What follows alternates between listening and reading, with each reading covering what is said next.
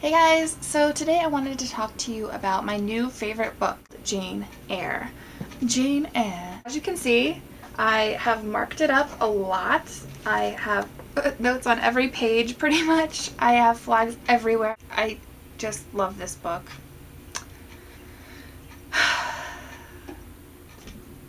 So much.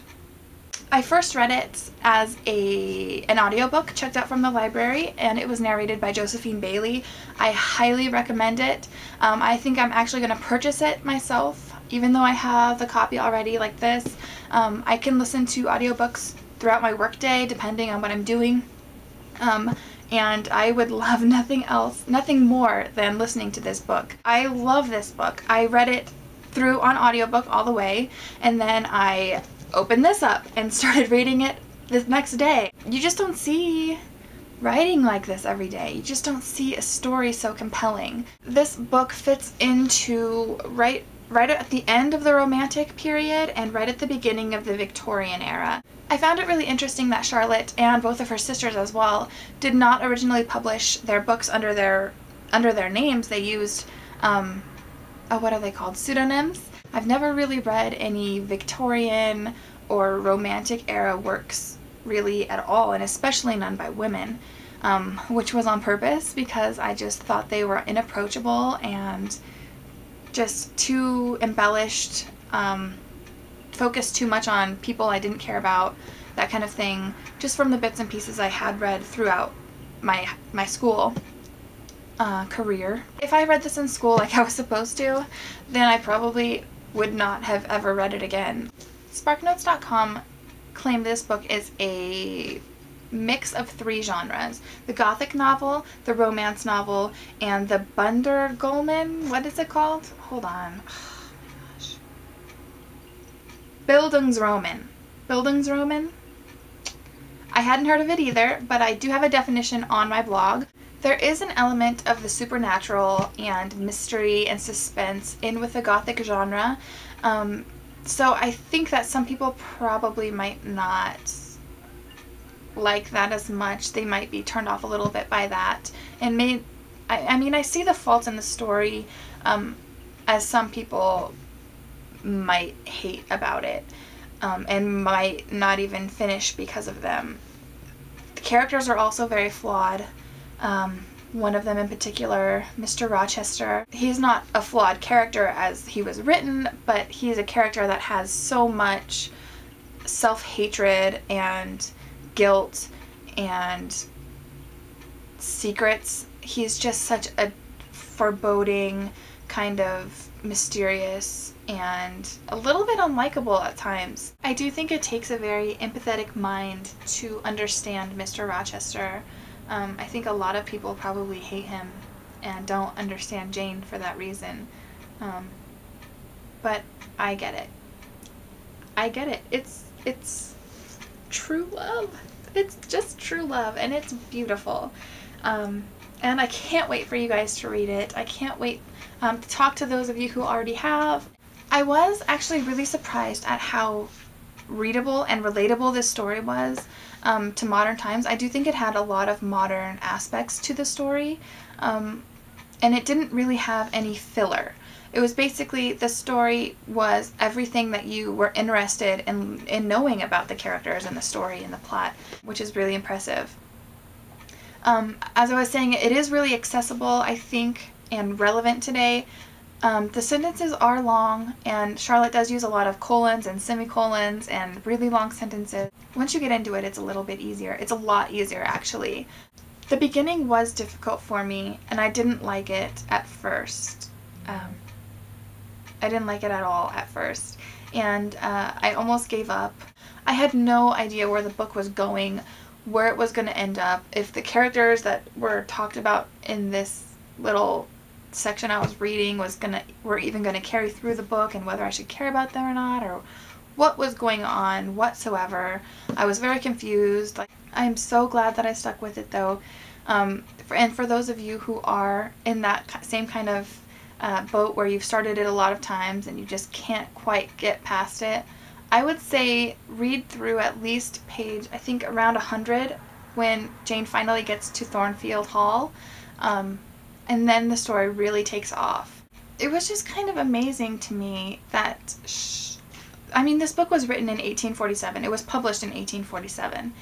And that's a long time ago, and it's a different country and completely different kind of culture. I mean, this book was contemporary to the time it was written, and I can't really imagine this book being published and distributed to all these manor houses and these servants serving their masters as they're reading in the libraries or something, you know. It's just crazy to think of that time, that period in time, but I don't know, it's fascinating. This weird phenomenon happened to me while I was reading this book. After I finished reading this book, I have no desire to read anything else for a while. For 2 solid weeks, all I have read is Jane Eyre. And I mean, every chance I get, I'm opening it, flipping through the pages, marking more passages, listening to it on my iPod while I'm driving. I am obsessed with this book. I'm obsessed with it, and there's no other word for it. I absolutely am in love with it. I don't feel like I'm biased at all. I mean, how could I be? I've never read anything like it before, and maybe that's why I love it so much, but I don't think so. It's these characters, it's this story. It's so immaculate. It's perfect. I mean, this book has everything. It's a coming-of-age story. It has amazing romance, nothing sultry or 50 Shades of Grey-esque at all. It's real, true love. It is heartbreakingly romantic. I have gone in and kind of analyzed it myself and gave my opinion on what happens in the story and that kind of thing in my blog, and I will leave a link below to some of those posts, but beware, I do give everything away. I mean, I don't read it unless you have read the book. It's basically just a reading journal about this book and how I feel about it. I'm actually really glad I didn't read it in school when I was supposed to, because I really don't think I had enough personal experience to really relate to the story. It's not that I wouldn't have understood what was going on, but I probably would have been one of those people that was like, really?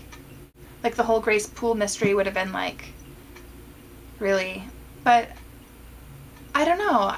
Now I can understand it more from Rochester's perspective, and I don't know. The love is just so true and real to me that it explains everything in and of itself. So I truly feel like this is a masterpiece of literature. I mean, it stuns me. Like, I was speechless. I had no words to describe how much I love this book for days after finishing it. It's changed my perspective so much on literature. I mean, Gothic novels and romantic period novels, Victorian era novels all feel a little bit more accessible to me now. I feel so loyal to this book for some reason. I just feel like this book has touched my soul or something. Like, it feels like my best friend. I don't want to be parted from it. I carry it around in my purse all the time. I just ordered 2 new copies of it. I know. And those should be here sometime soon, and I'm going to mark those up and actually underline stuff in those pages. I was really happy that I was reading it on audiobook first, because there was a point near the end that I knew I would have flipped to the end to see, or at least forward as far as I had to see if a character reappeared. If you've read it, you probably know what I mean. Oh my god. The ending is superb. I was really worried that it was going to be a book that was ironic to what you would expect the ending to be, just to be ironic and just to be a bitch. You know what I mean? I've read books like that before, and I hate them. Who wants to read a story that ends in absolute desolation and heartbreak? I hate that kind of ending, and I thought that it would be, since I hadn't read anything really like it, I was scared for a long time that's what it would be. I definitely want to hear what you guys have to say about it. Please leave me some comments on this one. I really want to hear your thoughts. Don't ruin it for me though. I'm so scared that it's going to be ruined for me at the same time, but but I don't think it can be. So go ahead and shoot out everything you hate about this book. So I really hope I've kind of persuaded some of you who've been on the fence about this book, or maybe had written this book off completely, to maybe consider reading it, or finally pick it up, or finally push past those first 50 pages.